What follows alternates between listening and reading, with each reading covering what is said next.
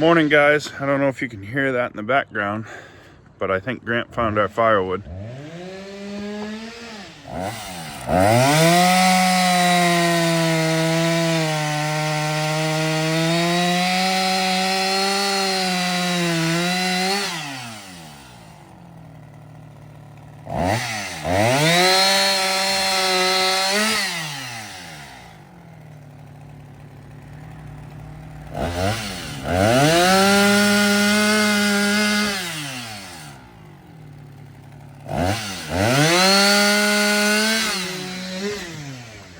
So I went through and showed Gramp what we've been pulling out for logs and kind of gave him an idea when he gets down to the pile on the other end.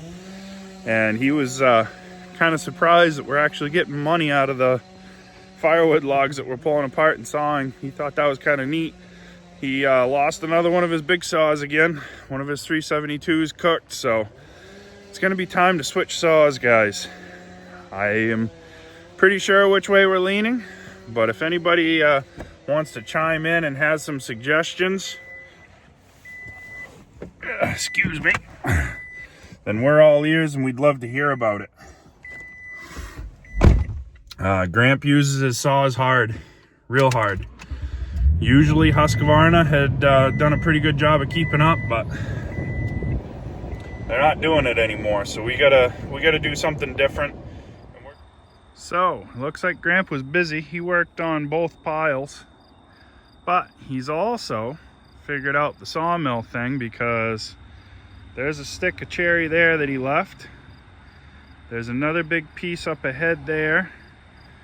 He threw a small piece out over here. I'll probably cut that into firewood.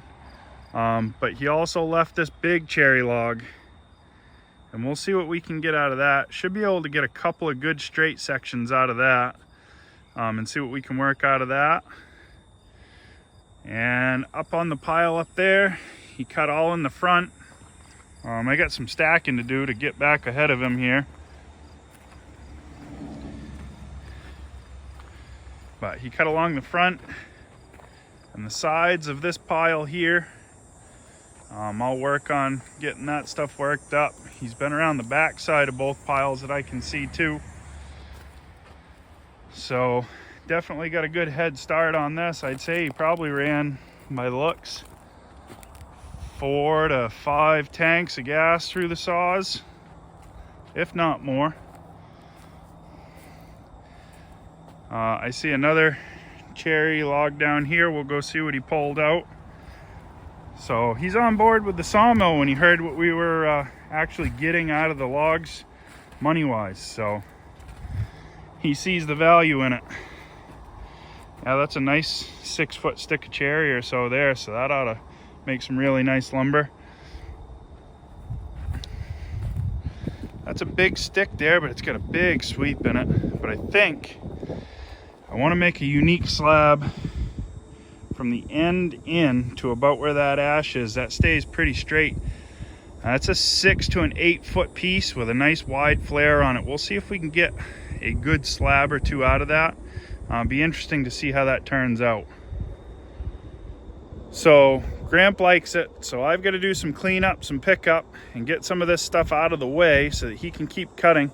If he's on board with peeling logs out for me, I need to be on board with getting them out of his way. So let's see what we can do about getting those cleaned up and brought over by the mill.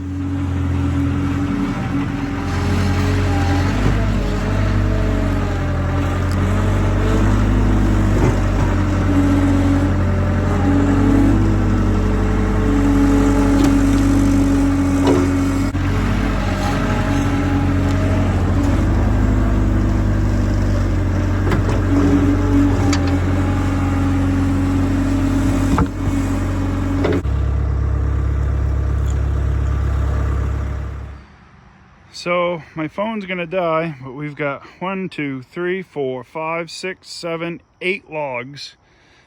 Cherry are all but 2. Those 2 are ambrosia maple, pulled out of the load down there that Gramp had cut out for us. This big one I pulled out.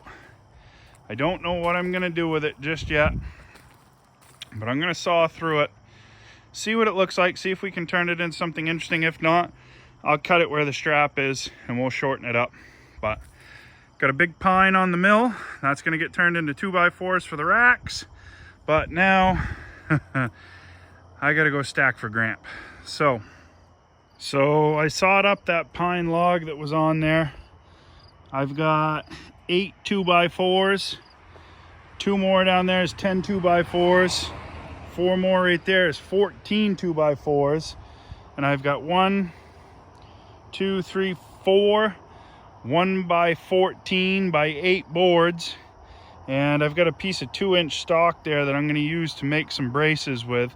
So not bad for 1 pine log. And now that opens the mill up to put some hardwood back on there. So hopefully tomorrow afternoon, if the weather cooperates, we can get this cherry and that spalted maple that's spalted. I call it spalted. It's ambrosia. That ambrosia maple, it's sneaking in there. So if you like this stuff, guys, again, we appreciate you stopping by to take your time out. We know there's plenty of other channels to watch, but we're just showing you what we do to stay busy. I still got a stack.